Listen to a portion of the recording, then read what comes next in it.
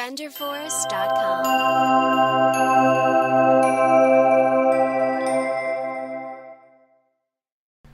Welcome back, Rockstars. Thank you for joining my YouTube channel. Once again, I'm going to do something a little odd, a little different. A to Z, the alphabet, but obscure? I found the most obscure, unknown words that you could possibly ever use that's part of the English language. So I thought, well, if you want to learn your ABCs, but also learn some very odd and obscure vocabulary, here you go. Starting off, I'll read out to you the definition so you actually know or what it actually is. A to Z of Noah's Webster's finest forgotten words. Okay, A, afterwise. Defined by Webster as wise afterwards or too late. Or in other words, the perfect term for describing the feeling of knowing exactly what you should have said or done after the opportunity to say it or do it has passed you by. That's perfect for like comebacks when someone gives you a zinger and you have that comeback and you think it's like George Costanza, Seinfeld. Like, oh yeah, I got a perfect comeback, but I can't use it yet. And then he has an episode when they say something and he tries to use his comeback, but he can't or it doesn't work. So afterwise. B, babblement. I like that word. Senseless prattle or unmeaning words, according to Webster. To twaddle, incidentally, is to gossip or chattel. So if someone comes up to you and gossips, like, oh, you're just a babblement, and they'll be like, huh? And you just walk away smiling, and they'll be like, what did they say? What? Babblement. C, psychopede. Not to be confused with psychonaut or psychotic. Psychopede is an all but unique to Webster, who defined it as both a variation of cyclopedia, as an encyclopedia, and as a term for an entire circle of human knowledge. Psychopede, huh? Interesting. D, daggletail. As a verb, to daggle is to be foul or dirty, or more specifically, to trail in mud or wet grass. The adjective daggletail ultimately describes someone having the lower ends of garments defined with mud. So next time you want to insult someone, just say, you're just a downright daggletail, and just again walk away smiling. And they're like, wait a minute, why are you saying all these weird words? So just call someone a daggletail. I have to use that one. Okay, ear erecting. Ear erecting, okay. Another Webster's clever compound adjectives, this time described as any sound that sets up the ears. Oh, kind of like whenever a dog hears something and the ears like pop up and like, so I guess it's literally ear erecting. Something hears a snap. I guess it's your ear erecting right there. Okay, this is a good one. Fopdoodle. The perfect name for an insignificant fellow. Webster describes the word as vulgar and not used. Well, vulgar back in the day. I could say a dozen things that could mean modern that people were like, how could you say that? But if you ever go to England, because I have a feeling this is like a British word, go up to someone like an old timer in England that cuts you off and say, mind your manners, you fopdoodle, and see if they respond back. If they slap you across the face, then you succeeded. Okay, G. Gastriloquist. Okay. An old-fashioned word for a ventriloquist, or as Webster explains, one who so modified his voice that it seems to come from another person or place. So gastriloquist and ventriloquist, I guess, are interchangeable. Okay, H. Hugger-mugger. On the rare occasion when hugger-mugger appears in modern English, it is typically used to describe a tale of noisy confusion or uproar, according to Webster. However, it was a low cant word synonymous with privacy or clandestineness. Doing something in hugger-mugger, he explained, meant doing it in absolute secrecy. So I guess like that. Hugger-mugger. Okay, let me see if I can pronounce this one. Eloquation. How did I do? Eloquation. A formal word for the act of ensnaring, catching, or entrapping. Eloquation. Jeez, I feel like one of those vocabulary or spellathon things. Formal word for the act of ensnaring or catching and trapping. So, I guess I'm trying to think of something. Caught you in the act would be illoquation. Now the word's kind of, it doesn't really roll off the tongue there. J. Jack pudding. Jack pudding is a merry andrew or a zany, according to Webster. In other words, a joker who acts the fool to make other people laugh. So a joker. So I guess Joker's older name was Jack Pudding. All right, Jack Pudding. All right, K. Kissing crust. As loaves of bread expand in the oven as they are cooked, a kissing crust forms when they spread so far that they touch. Oh, okay, that's kind of neat. Like if you're baking something and the actual when it you can watch in the oven, they kind of form and they kind of boop. They kind of, I guess they can also merge too. Kissing crust. Okay, L. Longequity.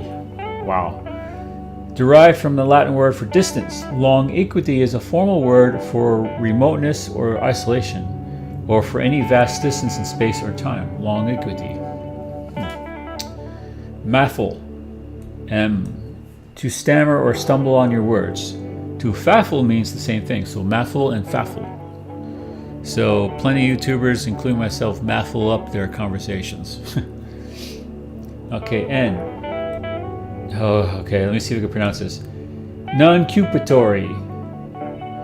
If something is non-cupatory, then it exists in name only. The word can also be used to describe a verbal rather than written agreement. Non-cupatory. So I guess it's just like an ideology or contextually obsolete, something that's more syntax rather than formulated to be truth or actual truth to it. All right. O. Obambulate. Obama? Obambulate. O-B-A-M-B-U-L-A-T. Literally means to walk about. The horseback equivalent, incidentally, is to ubiquitate, or to write about, as in write about. Obamulate. So I guess Obama obamulated across the White House. So he, okay. P. Pack thread. The strong string or twine used to wrap parcels. That's pack thread. Okay, so that's that weird ropey, that tapey ropey stuff that's always annoying whenever you're trying to unwrap a package where you have to cut with scissors because you can't pull it off because it sticks. Or no, or is it I guess it's just regular ties, like when you get like the nice little present that has the rope around it. Okay, pack thread. Okay, Q. Quadrant. A quadrant was old copper coin, which Webster explains was in value worth about a farthing. Okay, so this is definitely British. A lot of these words are British. The name can also be used figuratively of any tiny amount or something, or an insignificant amount of cash. So back in the day, if you were poor and you could only afford like have a dime to your name, I guess you'd say you only have quadrant in your pocket. Okay, yeah, that work. I know it didn't sound too great for me either. R.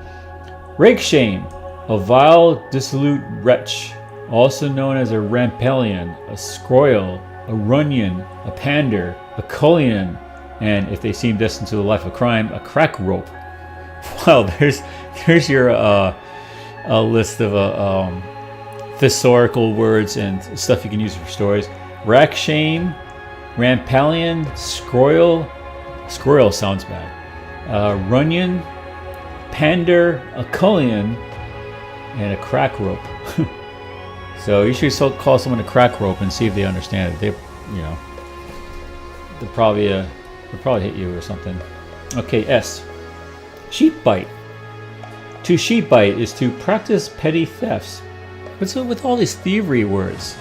They have like a lot of petty thievery crimes back in the UK in the day. Practice petty thefts, according to Webster. Some of his other criminally underused S words, including scantle, to divide into small pieces, scranch, not scrunch or squanch. Scranch, to grind with the teeth. Stalactical? Wait, stalactical. Yeah, stalactical, resembling an icicle. Okay. Squabish, thick, fat, heavy. And stramish, to beat, to destroy. Less useful is sniggle, defined as to fish for eels by thrusting the bait into their holes. Okay, that's interesting. So the word is sheep bite. Practice petty thefts. I would never have known that. Okay, T. Okay. Tardigratus or tardigratus. Probably tardigratus. I kept thinking like the TARDIS from like Doctor Who, because tardy, but tardigratus, slow paced, moving or stepping slowly. So I guess being sneaky, stealthily. Tardigratus. Uptrain. To uptrain is to educate, literally to train up. Okay, that makes sense. You uptrain. It's like what's that other word? Upscale someone, uplift, uptrain. I guess that's a little more useful, a little more easily recognizable. Uptrain. Vernate, derived from the Latin word for the spring. To vernate is to become young again. Okay. W. Wranglesome. To wrangle is to dispute angrily or to involve in contention, according to Webster. So if you wrangle some, then you're quarrelsome and contentious. I guess people like down in the South still use the word wrangle, so I guess wranglesome could have some meaning that could be relatable. Here's X, which is always a hard one. And if you're doing, let's see, 1, 2, 3, 4, 5, 6, 9 letters, you could probably pull this off in Scrabble. Xerophagy or xerophagy. Xerophagy is the eating of dry meats, according to Webster, who describes the practice as a sort of fast among the primitive Christians. In all, he lists just 13 words under X in his dictionary, which is 13 more than Samuel Johnson, who instead stated that X is the letter which, though found in Saxon words, begins no word in the English language. So the eating of dry meats. So I guess eating jerky would be xerophagy. Oh. Okay, Y. Yokemate, also called the yoke fellow. Yokemate is an associate or companion. Okay, maybe that's where the word mate, the English word mate, stemmed from. Like yokemate, mate, and then buddy, and then pal, and then yo, and dude, and all that stuff. And for Z, Zoofalo. Z fares slightly better than X in Webster's dictionary, with a total of 85 entries. What are they talking about this stuff? A zooflo, explains, is a little flute, especially that which is used to teach birds. Zooflo. Okay. Well, there you have it. A to Z obsolete style. So if you need some vocabulary words to really impress your teacher, or you want to really confound someone with an off-dated insult that it will take them a while to figure it out, or you just want to really confuse someone, or if you're playing Scrabble and you really need some fancy words, there you go. Here's your A to Z's obsolete style. Thanks again for joining me. Hopefully you found this interesting. I'm going to put some small music to this because this could be utterly boring to others, but I found out though it was kind of funny. Anyways, take care, and stop by. If you came by this by accident, subscribe, and who knows what I'll be doing. Anyways, catch you guys later. Peace.